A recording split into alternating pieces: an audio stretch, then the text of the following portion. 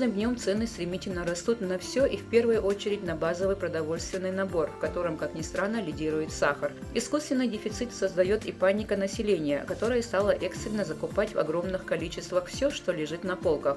И как итог, в магазинах появились таблички с ограничением товара в одни руки. السؤال بيزن بريال شو هالسؤال دولار لو حل ويتك دولار لو حل مصدر رسي دولار خد مدير خاصون إنكو شيتي دولار الداس مصدر حماش برودكت مصدر حما ما ياخذ عتقيتات ناخذ حماش إيه أغشى مشت حتى الزربات مش تخمو خويين بقول ديون عادل تسوديون دوج أبيض شي بول حبيبي وسقق مسارش ديخر درس بقول حج ناخذ يعني صدق كورونا فيروس ده أنا ناخذ عدي تاد ودين الموضوع ده يعني شيء ترى يوتشم إتقالي بخيت قالي ده شيء كر حماش حيز ترى يوتر ده شيء قوكيل شيء شو يوقع عشان ده حيز خلاص يعني قد دقة باق مخ إيش تندرس آل يعني بقول ده أنا بوصل ناخذ مديوي قوالدي يعني يسخا ميوي ما هي بوت ميوي تبوها لاتس ثم ياخذ حج وعشي حج بقول شيء وعش نادر دي ده قاعد مال خبشان نا قاعد بركل خدشان سوبر دويتش قال بيزن برس دي استيكا جرج سوبر ماركت ودنيت ملو ماركت جوج مبيرج صبر جا استرو يرج كان شوي دي ريل ده شغل حانو ريل ده شو مثلا بركه خلط بقول دي ناخ حج ديزر شو دي واش دي دولار ما تشدير مسك نخمه بيوي ترو يولج ياتج بلغ ولج انوليد بلج دق ديزل بلج ترو واش دق نخمه بي بقول دي بوصل نخمه ديوي الغاي مديوي حج دولار شواشي حج انا كذا دالة دي مش دان قصيت مي خلم دي مديوي بوصل دق فيمر مش دان سواس بوصل دق كاد دول شغليشان وين ماغش حتى تغن داقشنا وين ديغار مار وين رزق دو عدات وين ديغار مار كا حانو ضاقي حارم ضاقي خمو خوي وين ديغار مار دو عدات سونا بريمير دو از ووتر سي واحد كده از ووتر مسك باك جوا نخبه بقولوا عايش حج ديزر وين ماغش عت مديت دال ديغر دشاك Насколько отличаются цены на товары в разных городах республики, какую работу в этом направлении проводят соответствующие органы и каковы прогнозы на будущее, выясняла наша съемочная группа. В соответствии с поручением ФАС России мы проводим мониторинг розничных цен на продовольственные товары и товары первой необходимости. Также мы проводим выездные мероприятия. Например, в начале месяца было такое мероприятие с представителем прокуратуры. Проверяли мы торговую сеть «Магнит». Возникает вопрос, почему именно сеть «Магнит» федерального значения, потому что законом установлено, чтобы признать хозсубъект доминирующим на рынке, его выручка за предыдущий год не должна быть меньше 800 миллионов рублей. Таких региональных сетей и муниципальных сетей с такой выручкой, к сожалению, на территории Ингушетии отсутствует, в связи с чем мы делаем акцент непосредственно на федеральной сети. Из последних данных видно, что, допустим, подсолнечное масло, на некоторые виды масла цены немного увеличились.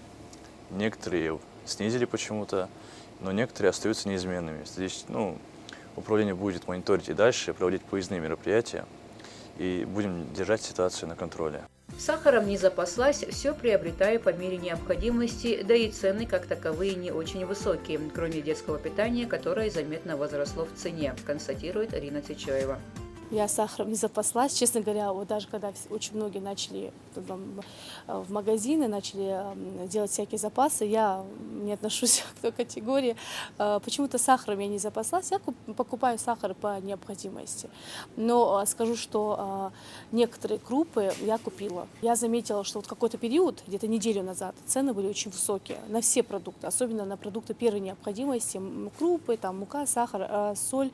На сахар мы знаем, что достаточно хорошо поднялась цена, совсем она была очень высокая, но потом в какой-то период она уже снизилась. Здесь в супермаркете я, честно говоря, не заметила таких высоких цен. Единственное могу сказать, что питание детское, которое я покупала раньше, я покупала его, к примеру, на рублей 300, да, дешевле, немножко добавили. Ну вот вчера прошлась, опять снизили цены. То есть цены, в принципе, здесь такого высокого скачка я не наблюдаю. Относительно стабильные цены и в одном из магазинов города Назрань, где по просьбе администрации города наценка составляет не более 10%. За период вот этого мониторинга мы наблюдаем рост цен именно только в двух направлениях. Это хлеб 22 рубля, на это мы вопрос проработаем. Правда, хлеб, который здесь 22, это разные поставщики, но те поставщики, с которыми мы разговаривали, то есть договаривались, оптовая поставка на 18 рублей, ихнего хлеба здесь нету. Также мы наблюдаем здесь рост цен уже ввозимых в Россию продукции, это как подсолнечное масло. Дальше другие продукты, здесь цены максимально дешевле, яйца, вот первой необходимости продукт, именно та корзина, которая называется как первая потребительская корзина, она гораздо меньше. Но мы дальше и будем мониторить эти цены и будем разговаривать с поставщиками. Администрация города мониторит не только розничные магазины, но и дилеров, где в некоторых случаях удается сбить весьма завышенные цены. В прошлый раз мы мониторили оптовых поставщиков, мы проверили этих цен и через вас мы начали проверять цены с теми, кто им поставляет, то есть дилеров, так называемых дилеров. Дело в том, что в Ингушетию поставляются все продукты через дилерские компании. На непрямую, то есть поставка не идет напрямую с производителем, а через дилерские компании. Вот в прошлый раз мы проверяли центральный рынок, там, когда мы проверяли, мы обнаружили краснодарскую поставку некоторых продуктов, где дилеры уже завышают. ФАС Республики Ингушетии с ними проработал вопрос, и этот вопрос был нормализован. То есть некоторые вопросы, цены, нам удается регулировать через даже заводами-поставщиками. А именно те продукты, которые уже ввозятся уже с Центральной России или же с Республики СНГ, здесь уже вопросы стоят посложнее. А как мы знаем, большая поставка подсолнечного масла это через республики СНГ, то есть регионы СНГ поставляют. Но есть и местная продукция, краснодарская. То есть и через вас мы тоже с ними сейчас проработаем. Руководство одной из торговых точек города Сунжи заверило собравшихся, что наценка на товар не превышает 5-6%. Правда, два этих магазина объединяет одно. И там, и здесь хлеб стоит 22 рубля. У вас 3%, да? 3,5%. От 3,5 до 5%. Но, Любой продукт. да, по поручению главы Республики Ингушетия Махмуда Алима Шариповича администрации города Сунжи создана рабочая группа по мониторингу цен на продукты первой необходимости. Данная рабочая группа ежедневно проводит мониторинг цен на те продукты первой необходимости. То есть это мука, сахар, масло, молочные изделия. Есть, конечно, цены поднялись, есть такие торговые точки, где более 10% поднялись, и то и больше. Но есть такие же торговые центры, которые держат данный процент, не поднимая, не завышая его.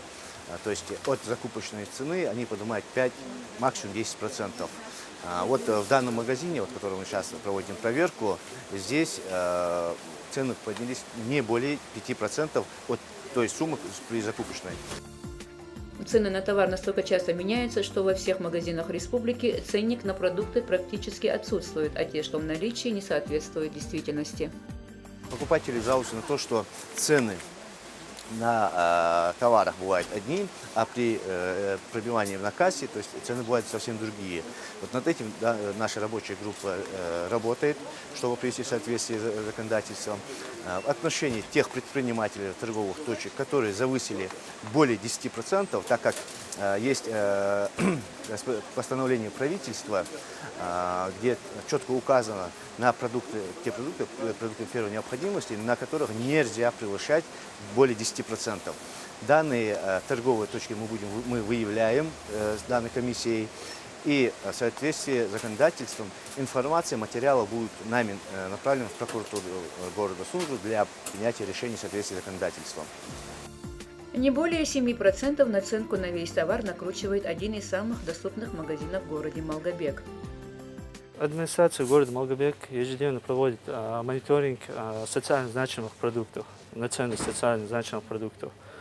На данный момент торговых точек, которые нарушают правила соглашения, пока не выявлены.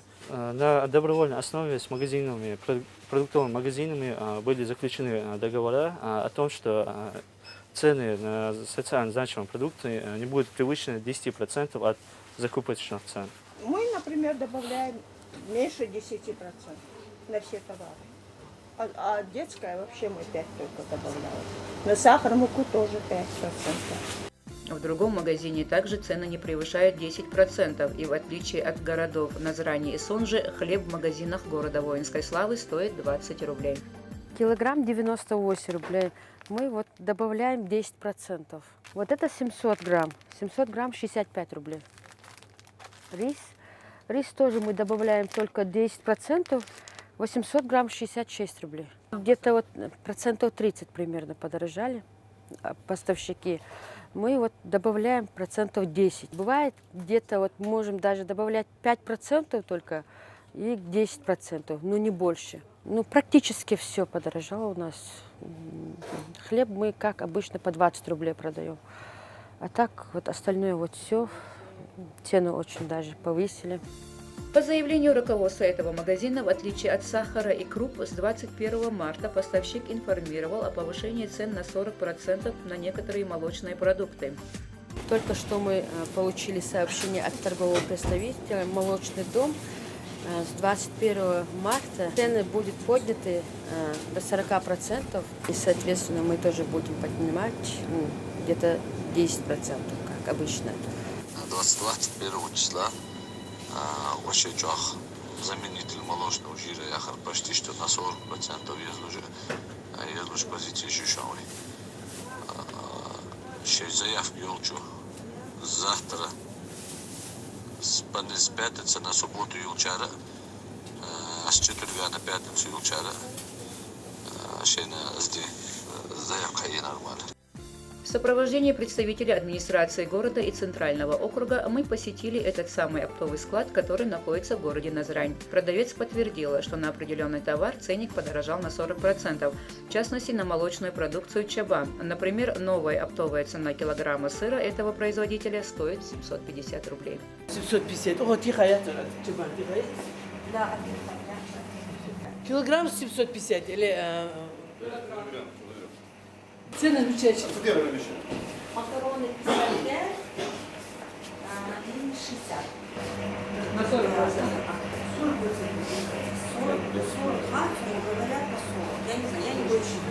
Я не рассчитывала. Некоторые позиции добавили 40, некоторые 5, некоторые 15. То есть в основном 40%. Кризис нам не грозит, причин для паники нет, как и нет никакой необходимости делать годовые запасы, заявил обозреватель международного издательского дома Евромедиа. Россия является одним из крупнейших нетоэкспортеров сельхозпродукции. Россия уже давно находится на первом месте, является лидером по продаже зерновых. Вот в России расположены, особенно на юге России, расположены ведущие сахароперерабатывающие заводы. Но вот, в частности, в Краснодарском крае их целых 8 штук, в Белгородской области большой. Так что югу России вообще не грозит никакой продовольственный кризис, тем более кризис там сырья. Ну, к примеру, тот же сахар. В нашей стране занимаются его выращиванием сырья, переработкой этого сахара и распространением. Мы являемся одним из крупнейших экспортеров сахарной продукции. То есть какого-то ажиотажа, экономических обоснований для ажиотажа, для дефицита продукции сельхозназначения просто не существует. Это всего-навсего паника среди населения. А паника диктуется, в первую очередь, тем, что люди просто не знают, население не знает, что происходит, не понимает экономической ситуации. Оснований для любой паники на рынке сельхозназначения не существует сегодня. У нас мы выращиваем собственное зерно, мы выращиваем собственные крупы, выращиваем мясо. За последние 8 лет Россия совершила гигантский скачок в сфере импортозамещения. Для нас сейчас, в последние 2 года, открыт рынок Китая, рынок по мясу. Вот то, чего мы очень долго добивались, а на рынок китайского мяса нужно выходить в среднем 5 лет. Мы вышли сейчас. То есть, соответственно, это будет большой толчок для развития мясопереработки, для производства мяса. А это является одним из основных продуктов для Кавказских республик. То есть, и с этой точки зрения населению волноваться совершенно не о чем. Вот, соответственно, все товары основного назначения продукции, ну, такие как мука, крупы, да, они всегда были и всегда будут у нас. Нам это совершенно не является. Ну, вот даже если посмотреть по магазинам, по супермаркетам, можно понять, что, собственно, экспортных товаров единицы, какие-то не больше 10%. Поэтому причин для ажиотажа совершенно не видно никаких. 2 года назад был точно такой же ажиотаж по гречке. Но, видимо, сейчас запасы у населения за 2 года еще остались с начала пандемии. А сахар, почему именно сахар? Ну, мне очень сложно сказать, потому что люди не потребляют сахар в таких количествах, как сейчас. И вот сейчас, ну хорошо, они его купят в таких, что они будут с ним делать? Ну, ни варенье, ни какие-то там сладости, не требует такого количества сахара. Это просто, сейчас ажиотаж схлынет, и цены придут в норму. И немножко переждать, безусловно. То же самое было с пандемией 2 года назад. Люди купили такие запасы продовольствия, которые у них до сих пор тянутся. Вот. Теперь на этом сахаре будут жить ближайшие 3 года. Не грозит нам и дефолт, который так пугает жителей республики. Да, несколько месяцев цены будут нестабильны, в дальнейшем все нормализуется. Нужно только переждать, обратился к жителям Сергей Кисин. Дефолт нам не грозит абсолютно, потому что у нас сейчас и золотовалютные резервы, даже те, которые не были заморожены, они превышают наш внешний долг. Нам не просто есть чем расплачиваться по долгам, нам еще можно на тех запасах, которые есть сейчас, золотовалютных, жить еще несколько лет, вообще ничего не производить. Так что насчет дефолта это чистые спекуляции. Скорее всего, в ближайшие несколько месяцев цены будут лихорадить. Лихорадить будет потому, что будут отлаживаться новые логистические схемы. Для того, чтобы переориентировался продовольственный рынок, скажем, с западных рынков на восточные или на южные, для этого все-таки необходимо время, необходимо выстроить транспортную схему, заключить новые договоры, дождаться, в конце концов, урожая нужно. Поэтому в ближайшие 2-3 месяца эта лихорадка продолжится, но цены уже не будут такими скачущими. Более того, мы же сейчас видим на рынке доллар идет вниз. И вместе с ними полезут вниз и цены. Недобросовестные продавцы, розничные, оптовики, они с удовольствием пользуются ситуацией. И вообще вся эта ситуация в первую очередь выгодна как раз-таки сетевикам, ритейлерам и оптовикам. Вот они хорошо зарабатывают на нынешнем ажиотаже. Они в этом заинтересованы. И если люди возьмут себя в руки, просто подумают, включат разум, сразу все утихомирится, станет все хорошо. Уважаемые сограждане, россияне, я хочу, чтобы вы еще раз вспомнили, что у нас самая богатая страна в мире, которая производит абсолютно все. Тем более, что касается продуктов питания, продуктов сельхозназначения, их у нас предостаточно.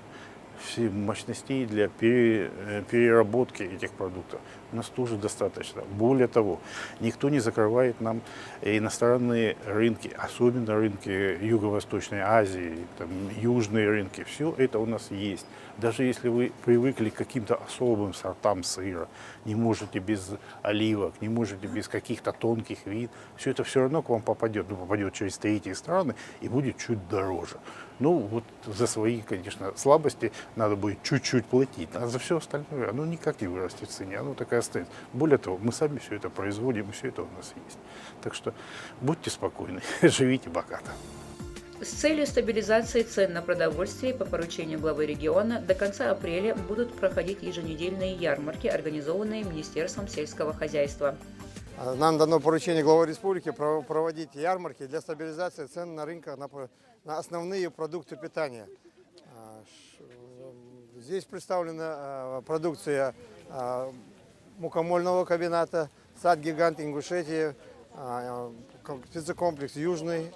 Есть представители АКАРИ, крестьянских фермерских хозяйств, которые занимаются у нас производством и реализацией продуктов. Они тоже выставили свою продукцию. Это мясо, молоко, молочная продукция, потом пшеница, то есть корма разные, это пшеница, кукуруза. Цены у нас на мясо 300 ниже, где-то на 50 рублей ниже, чем на рынке. Это на говядину 350 рублей, на баранину 400 рублей. Мука по 1000 рублей, картофель и остальные борщевой набор, это где-то на процентов 15-20 ниже, чем на рынке. Покупатели остались весьма довольны ценами, ассортиментом и качеством продукции.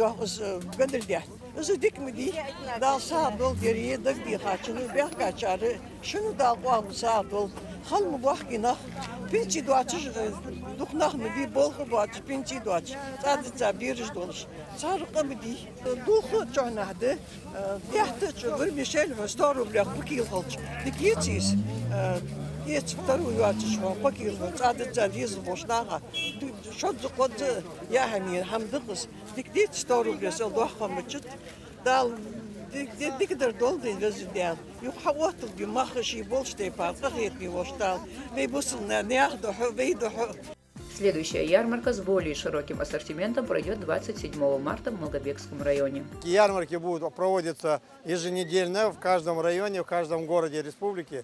Следующая ярмарка пройдет в Малгобекском районе, это рынок Зязиков-Юрт. Да. Снизить до конца цены мы не можем, потому что такая же ситуация, как у нас и в других республиках, и в других соседних краях, в Ставропольском крае, в Краснодарском крае. Да. Это везде такие цены.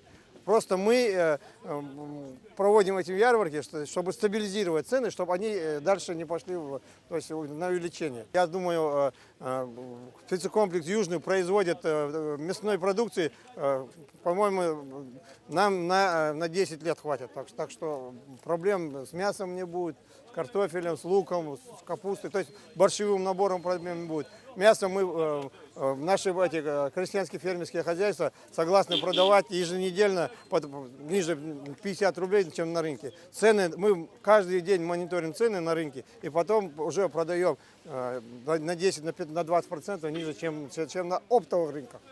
Вот такая ситуация в республике. Пользуясь случаем, тоже вот скажу о ярмарке, чтобы население города, да, и Республики Ингушетия знали, да, ярмарки проводятся по поручению главы республики, они проводятся в различных городах, и 2 апреля данная ярмарка будет проходить у нас в городе Сунже по улице Баяджиева, то есть это где рынок, продовольственный рынок. Вот. На данном ярмарке цены будут ниже рыночных, от 10 то и 30% ниже рыночных, так что всем, кто хочет закупиться, то есть для продукта, для покупки, посоветую и приглашаю всех на данную ярмарку, потому что очень выгодно, очень вот именно для населения. Это сделано для этого, именно по поручению нашего главы Республики Ингушетия, чтобы помочь нашему населению как бы из-за этих больших цен. Там цены будут ниже, намного ниже. Также ярмарки пройдут 9 апреля при въезде в Жайрахский район, 17 апреля в городе Карабулак, 23 апреля в городе Магаз на базе комплекса «Сделано в Ингушетии» и 29 апреля в Назрановском районе при въезде в город Магаз напротив рынка Магаз. Начало всех ярмарок с 9 до 13:00.